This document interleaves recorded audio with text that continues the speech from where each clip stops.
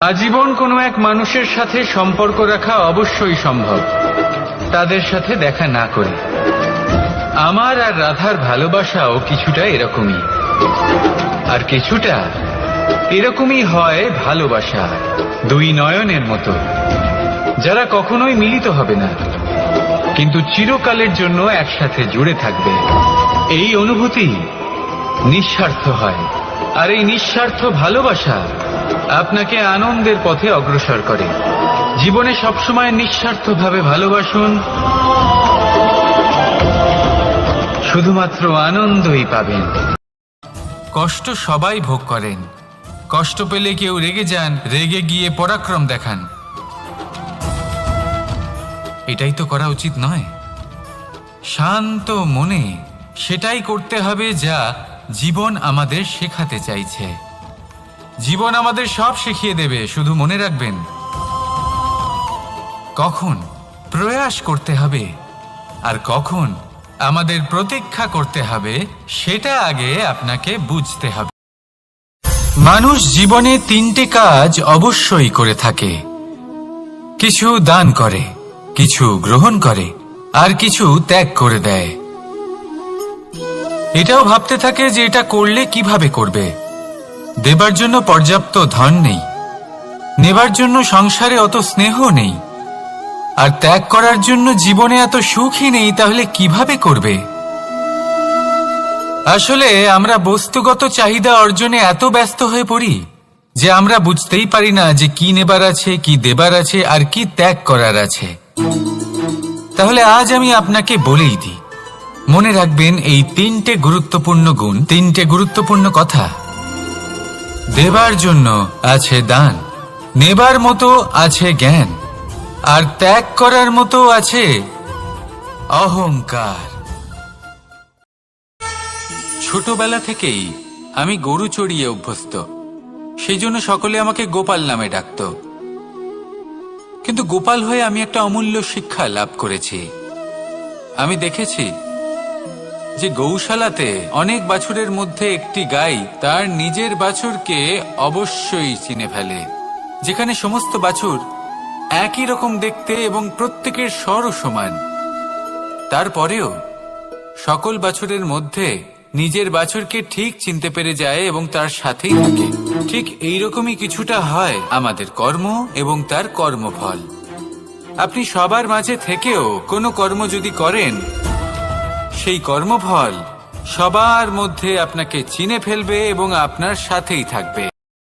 আজ আমি আপনাকে একটা ছোট্ট কাহিনী শোনাবো। কোনো এক সময়ের কথা, দুজন বোন জাঁতাকলে গম পেশাই করছিলেন, আর ওনাদের মধ্যে যিনি ছোট ছিলেন সময় সময় সেখান থেকে ছোট ছোট দানা তুলে খাচ্ছিলেন এবং বিষয়টা উপভোগ করছিলেন। দেখতে দেখতে গম পেশাই সমাপ্ত হলো। পেশাই করা গম নিয়ে সেই দুজন বোন বাড়ি ফিরে আসছিলেন এবং তাদের ফেরার পথে হঠাৎ করে কোথাও থেকে একটি বাছুর চলে এলো।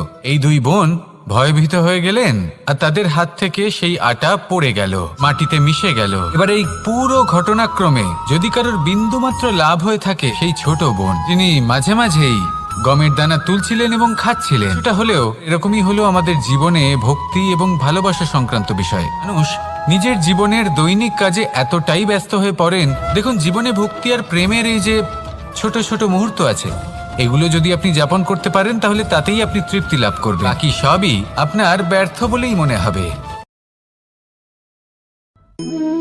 ইচ্ছে, সিদ্ধান্ত আর নিশ্চয়তা, এই শব্দগুলো আমরা আমাদের জীবনে অনেকবার শুনেছি, তাই না?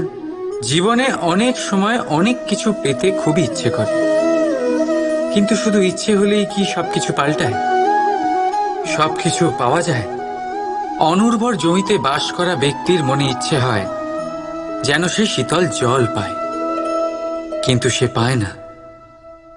যে এক কুয়ো খোঁড়ার সিদ্ধান্ত নিয়েছে, সে মাটি খোঁড়ার জন্য কোদাল অবশ্যই পেয়ে যায়, আর যে নিশ্চিত করে নিয়েছে, সে দেরি করে হলেও সেই শীতল জল অবশ্যই পেয়ে যায়। তাই জীবনে কেবল ইচ্ছে করবেন না, সিদ্ধান্ত নিন, আর তারপর নিশ্চিত করুন, সব পেয়ে যাবেন। আর ভালোবেসে বলুন, রাধা। ইচ্ছে, সিদ্ধান্ত আর নিশ্চয়তা, এই শব্দগুলো আমরা আমাদের জীবনে অনেকবার শুনেছি, তাই না? জীবনে অনেক সময় অনেক কিছু পেতে খুবই ইচ্ছে করে, কিন্তু শুধু ইচ্ছে হলেই কি সবকিছু পাল্টায়? সবকিছু পাওয়া যায়?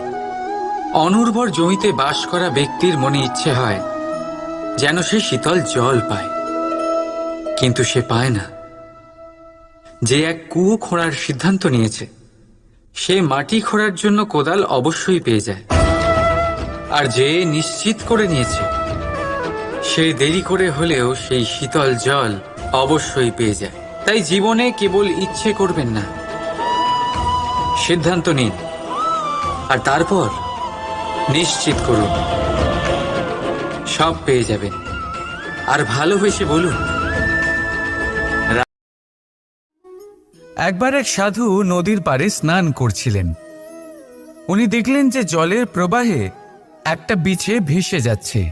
তার প্রাণ বাঁচানোর জন্য উনি তাকে তুলে নদীর পাড়ে রাখার চেষ্টা করলেন, কিন্তু যেই সেই বিছেকে উনি হাতে তুললেন, সেই বিছে ওনাকে কামড়ে দিল।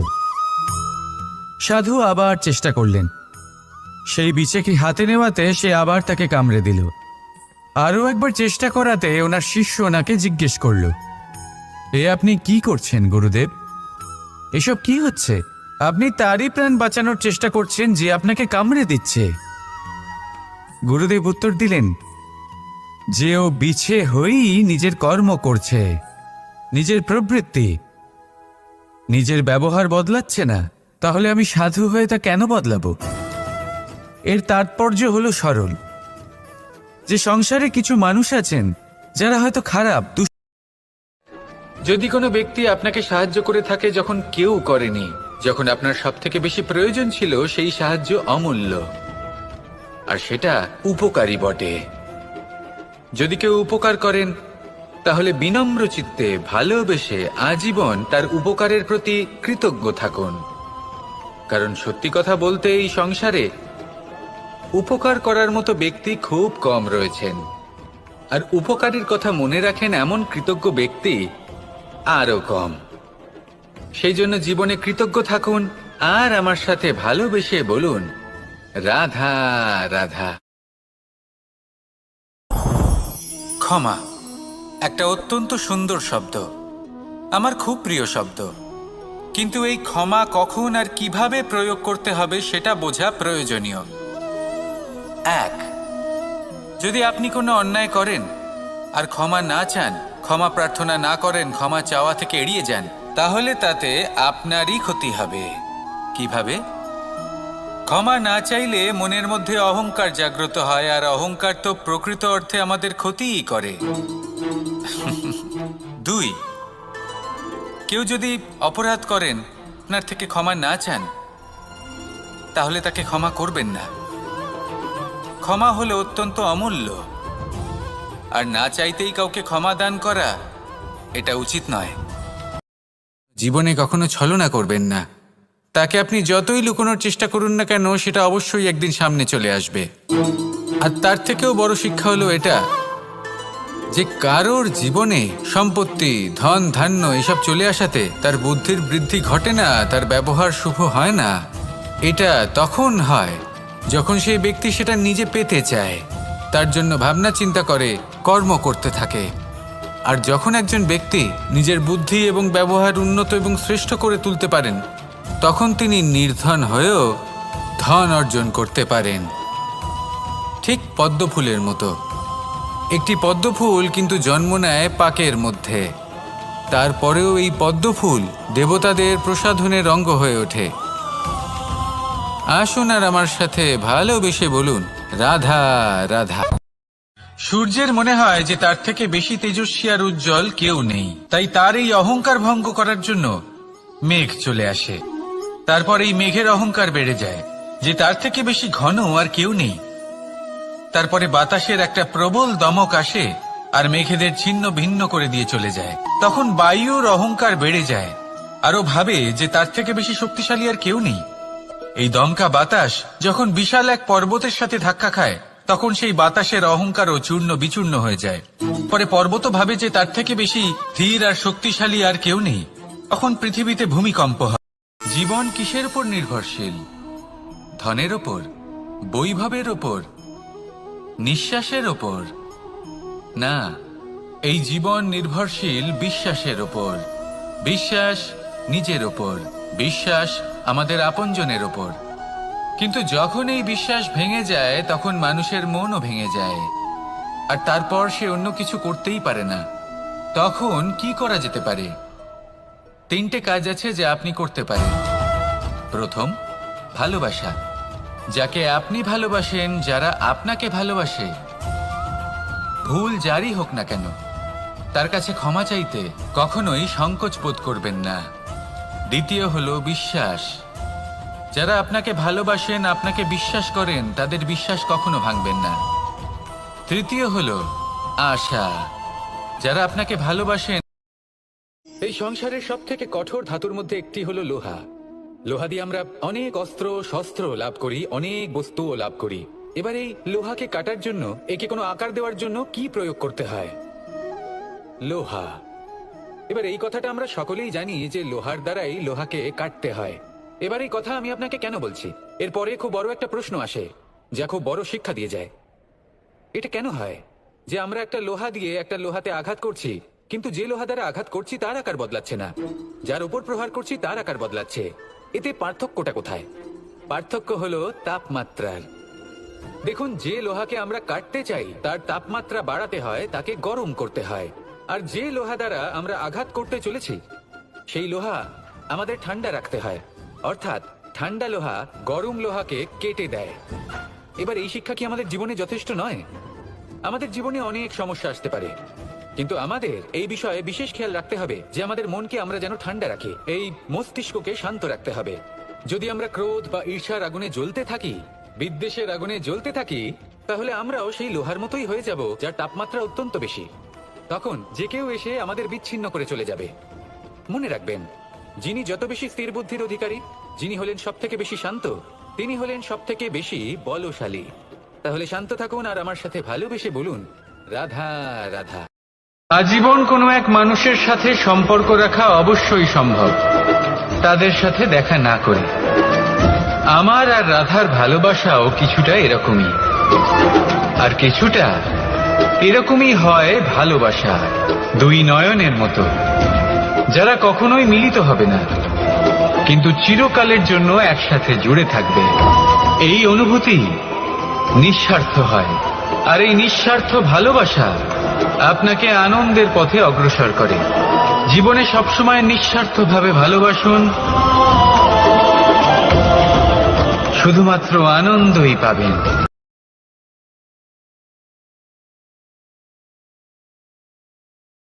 সংসারে যে ব্যক্তিই হোক না কেন, প্রত্যেক ব্যক্তির জীবনে সমস্যা অবশ্যই আসে। এমন কিছু মানুষ আছেন, যদি তাদেরকে জিজ্ঞেস করেন যে এমনটা ঠিক কেন হলো, তাহলে পুরো দোষটা তারা নিজেদের পরিস্থিতির ওপর ন্যস্ত করেন। যে আমি তো এমন একটা পরিস্থিতিতে ছিলাম, আমি কিভাবে কিছু করতাম, আমার কাছে আর কোনো বিকল্পই ছিল না। চলুন কথা বলা যাক মহাভারত নিয়ে। ভীষ্ম পিতামহ, ওনাকে জিজ্ঞেস করা হলো, আপনি এরকম প্রতিজ্ঞা কেন করলেন? উনি বললেন যে আমি পরিস্থিতির অধীন হয়ে পড়েছিলাম, সেই জন্য। এই প্রশ্নটাই যখন অর্জুনকে করা হলো, তখন অন্য একটি দিক প্রস্ফুটিত হলো। অর্জুন নিজের পরিস্থিতির কারণে জীবনে কখনোই বাধা পড়েননি। তিনি সিদ্ধান্ত নিয়েছিলেন সংঘর্ষ করার, সংসারের নিয়মের বিরুদ্ধাচারণ করার। এই সংসার জীবনে কখনো ছলনা করবেন না। তাকে আপনি যতই লুকোনোর চেষ্টা করুন না কেন, সেটা অবশ্যই একদিন সামনে চলে আসবে। আর তার থেকেও বড় শিক্ষা হলো এটা, যে কারোর জীবনে সম্পত্তি, ধন ধান্য এসব চলে আসাতে তার বুদ্ধির বৃদ্ধি ঘটে না, তার ব্যবহার শুভ হয় না। এটা তখন হয় যখন সেই ব্যক্তি সেটা নিজে পেতে চায়, তার জন্য ভাবনা চিন্তা করে, কর্ম করতে থাকে। আর যখন একজন ব্যক্তি নিজের বুদ্ধি এবং ব্যবহার উন্নত এবং শ্রেষ্ঠ করে তুলতে পারেন, তখন তিনি নির্ধন হয়েও ধন অর্জন করতে পারেন। ঠিক পদ্মফুলের মতো। একটি পদ্মফুল কিন্তু জন্ম নেয় পাকের মধ্যে, তারপরেও এই পদ্মফুল দেবতাদের প্রসাধনের অঙ্গ হয়ে ওঠে। আসুন আর আমার সাথে ভালোবেসে বলুন, রাধা রাধা। মহাভারত, গীতা আর আমি, চিরকাল বলা হয় কর্ম করো, কর্ম করতে থাকো। কিন্তু শুধুমাত্র কর্ম করাটাই পর্যাপ্ত নয়, কর্ম কিভাবে করা হচ্ছে, কোন দিশায় করা হচ্ছে সেটা বুঝতে পারাটাও অত্যন্ত আবশ্যক। ভাগ্যের ভরসায় থাকবেন না। ভাগ্যের দ্বার যদি বন্ধ থাকে তাহলে নিজের কর্ম দ্বারা আপনি সেই দ্বার খুলে দিতে পারেন। এবার আপনার পথে যদি কোনো বড় পাহাড় চলে আসে তাহলে আপনি কি করবেন? ভাগ্যের ভরসায় বসে থেকে হাহাকার করলে তো হবে না। ভাববেন যে আমার ভাগ্যে এটা লেখা আছে তাই এই সমস্যা নিজে থেকেই পথ থেকে সরে যাবে। না, আপনাকে কর্ম করতে হবে। নিজের কর্মের দ্বারা এমন কোলাহলের সৃষ্টি করুন যাতে ভাগ্য নিজেই আপনার জন্য সেই দ্বার খুলে দেয়। কর্মের কোলাহল কিছুটা এমন হওয়া উচিত যে সেই বাধা যেন আপনার কোলাহল শুনে নিজে থেকেই আপনার পথ থেকে সরে যায়। কর্ম করুন, কিন্তু এটা ভেবে কর্ম করুন যে কিভাবে আপনি কর্ম করছেন, কোন দিশাতে আপনি কর্ম করছেন। দিশাহীনভাবে আপনি যতই কর্ম করুন না কেন কোনো লাভ হবে না, কখনো সৌভাগ্য লাভ করতে পারবেন না। ধর্ম এবং প্রেম, এই দুই হলো একই মুদ্রার দুই পিঠ। যদি এদের মধ্যে কোনোটা নষ্ট হয়ে যায় তাহলে দ্বিতীয়টাও থাকে না। কখনো ভেবেছেন এমন কেন হয়? তার জন্য আগে আপনাকে বুঝতে হবে যে ধর্ম আসলে কি। ধর্ম সেটাই যা এই সংসারের প্রত্যেক মানুষকে একে অপরের সাথে সুখ এবং শান্তিতে থাকতে প্রেরণা যোগায়। এই প্রেরণার আধার হলো প্রেম। প্রেম সেটাই যা আপনার মধ্যে অন্য কারোর প্রতি করুণাবোধ জাগিয়ে তোলে, সম্মান জাগিয়ে তোলে। এবার যদি প্রেম চলে যায় তাহলে সবার আগে বিনাশ হবে সম্মান আর করুণাবোধের। এবার যেখানে না প্রেম রয়েছে, না সম্মান রয়েছে, না করুণা রয়েছে, সেখানে ধর্ম কিভাবে বাস করবে? অশুভ ইচ্ছে জাগ্রত হয়ে ওঠে, ক্রোধ জাগ্রত হয়ে ওঠে, অহংকার জাগ্রত হয়ে ওঠে, আর তারপর আরম্ভ হয় অধর্মের। তাই যা যা ভাবনা আপনার অন্তরে প্রবেশ করছে করতে দিন, কিন্তু যাই হোক না কেন এই প্রেমকে নিজের থেকে দূরে যেতে দেবেন না। এই প্রেমকে চিরকাল নিজের কাছে রাখুন, নিজের হৃদয়। নিজের নিজের অভিজ্ঞতাগুলো দেখে, তার পরিণাম দেখে প্রত্যেক মানুষের মনে একটা ধারণা জন্ম নেয়। প্রজন্মের পর প্রজন্ম যখন অগ্রসর হতে থাকে, এই ধারণাগুলোই কারণ হয়ে ওঠে যা মানুষের জীবনে তার শুভর, অশুভর, লাভের, ক্ষতির এই সব কিছুর আধার হয়ে ওঠে। যেমন ধরুন আপনি কোথাও যাচ্ছেন আর পথে বেড়াল রাস্তা পার করে গেল, সেটা অশুভ বলা হয়। কেউ হাঁচলে কাজ থামিয়ে দেওয়া হয়। বলা হয় যখন আপনি কোনো শুভ কাজ করতে যাবেন তখন মিষ্টি খেয়ে যাবেন, কাজ সফল হবে। যদি কোনো ব্যক্তি অনুচিত কথা বলে দেন তার মানে অনুচিত কিছুই ঘটবে, আদি ইত্যাদি। এরকম অনেক সংখ্যক ধারণা আছে। কিন্তু সবকিছু যদি এরকমই হতো তাহলে প্রত্যেক মানুষ নিজের কথা দ্বারা নিজের বা অন্য কারোর জীবন স্বর্গতুল্য করে তুলতো, নয়তো নরকে পরিণত করত। কিন্তু এরম কি আদৌ হয়? না। কারণ এই সব ধারণা, এই সব কিছু এর উৎস হলো মানুষের মন, তার মস্তিষ্ক। কোনো বাড়িতে, কোনো পরিবারে যখন কারোর জন্ম হয় তখন তা কত সুখের মুহূর্ত হয়। সেই ছোট্ট সন্তান যখন কিছুটা বড় হয় সে হাঁটার চেষ্টা করে, আর সেই প্রক্রিয়াতেও খুব বড় একটা শিক্ষা লুকিয়ে রয়েছে, ঠেলে দেওয়া। যখন আপনি হাঁটতে চান, সামনে এগোতে চান, তখন আপনি কি করেন? নিজের পায়ের তলার যে মাটি তাকে আপনি পেছনে ঠেলে দেন। ব্যাস, এই একই জিনিস তো জীবনেও শিখতে হবে। এবার যদি আপনি জ্ঞানের পথে অগ্রসর হতে চান তাহলে অজ্ঞানতাকে পেছনে সরিয়ে দিতে হবে। যদি আপনি প্রকাশের দিকে এগোতে চান তাহলে অন্ধকারকে পেছনে সরিয়ে দিতে হবে। যদি আপনি ভবিষ্যতে সফল হতে চান তাহলে অতীতের যে অসফলতাগুলিকে পেছনে সরিয়ে দিতে হবে। কর্ম করতে থাকুন, কখনো থামবেন না। আর আমার সাথে ভালোবেসে বলুন,